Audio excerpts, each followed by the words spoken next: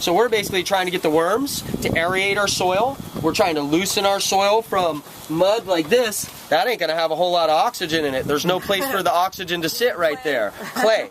So we're gonna basically add a lot of organic matter to this clay so that by the time we're done with it, it looks more like something that's in one of these things that's been leaves composing and stuff, that it actually breaks up. And that's what good soil should basically look like.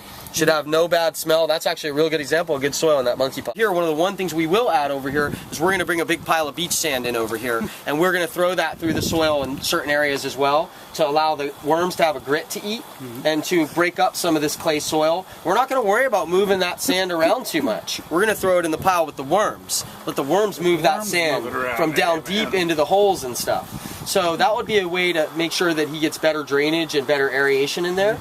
And sometimes tell him maybe, you know, sometimes tell him sometimes you can take out too much. Stones and little blockets of wood can be good in there, but also if you had too much wood chips in there, they could work against you because they'd lock up the nitrogen trying to break down the carbon. So it could be good, it could be bad. Try and tell people what to do, they don't want to listen. The best thing that I've learned is the only way I could do it was to do it and create something that's beautiful and the people will come. And you have somebody come over and say, all that we can do is be an example in what we do. Reality. That's what I found again and again and again. You can spend all day long telling guys this, that, and that. If you're not doing it, it doesn't mean diddly squat.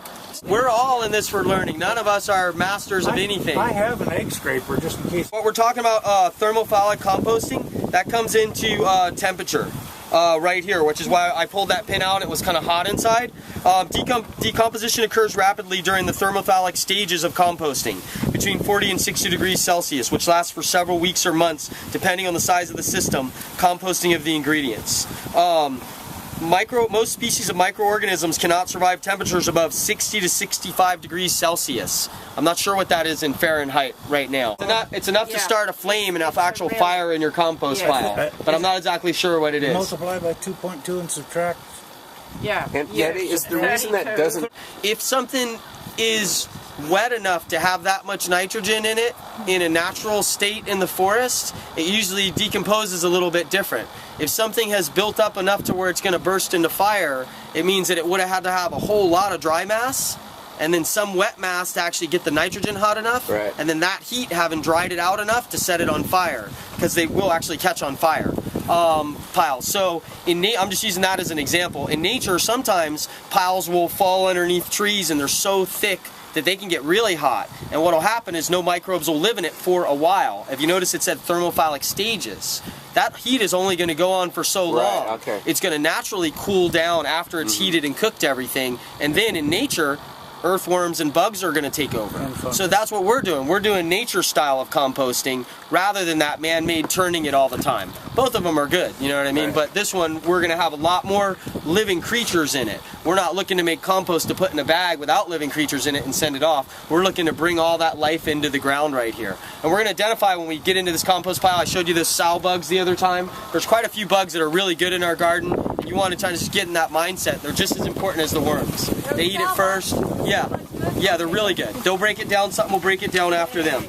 Decomposition during the thermophalic stage of composting between 40 and 60 degrees lasts for several weeks or months. That's how it's hot right now. It's in its thermophalic stages still. After it cools off out of that is when the worms and everything will be able to move into it.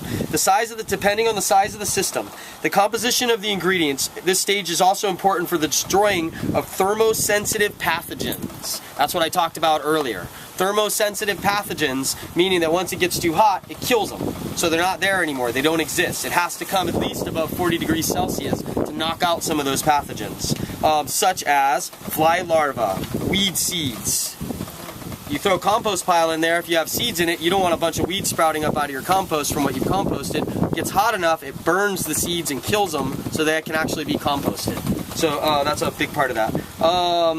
The outdoor systems, compost invertebrates, survive the thermophalic stage by moving to the periphery of the pile and becoming operating conditions of 40 degrees Celsius for 5 days, with temperatures exceeding 55 for at least 4 hours of this period.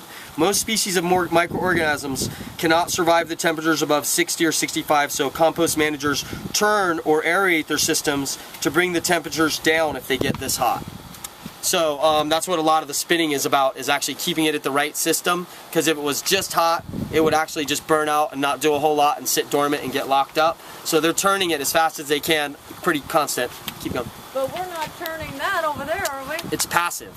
Right. That's what we're talking about. These first, that's why I don't want to read too much because it'll throw us off. Yeah. At the stage when it's thermophalic, it's heating up. It's burning off pathogens. It's burning off weed seeds. We want thermophalic, right? We don't want entirely thermophalic composting all the time and keeping it hot. Maybe I've confused how I'm explaining it. Thermophalic is a stage. If you want to heat your compost up, you can, if it's at 40 or 50 degrees, you're going to have all these microorganisms that are still eating your pile. Those guys are going in there and they work with the heat to break it down for the first few months or whatever. After that stop, then the other types of creatures come in and start eating on it, which are bigger creatures, earthworms, springtails, sow bugs. They can't eat on it when it's so hot. It's literally too hot, it'll burn them. So after it's cooled down, those animals come in and break it down further, which is really completing the process. And so that's where the temperatures are important. So we want to let it get really hot at first, adding a lot of carbon, a lot of nitrogen, and specifically let it get really hot. And after it's burned up really hot, then the worms are coming in and breaking everything down from there. I just kind of, I think we're gonna get out of here pretty soon because I think we're gonna get rained out. Yeah, but I'm just showing you guys how the layers go basically. So I'll dump coffee on here. I'll just keep building this pile up, and that's why we keep free grass over here. After we put the coffee on,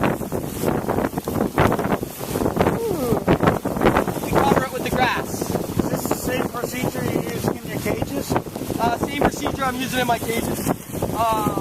Is the cardboard that's sitting in that wheelbarrow over there.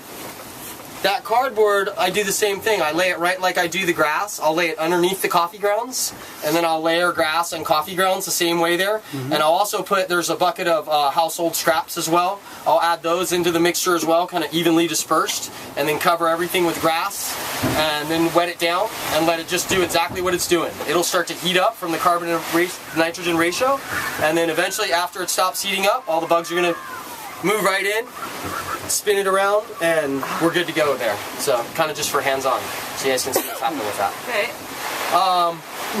I'm thinking the rain's gonna chase us off, guys. It's a big dark Not cloud. those kids, though. We're They're done. getting into it. Yeah, and it's gonna get so hard for us to walk around here. No, I gotta go walk her. Well, thanks again, Eddie. Yeah, Okay, I well, appreciate it. I'll take one of, anybody wants to give me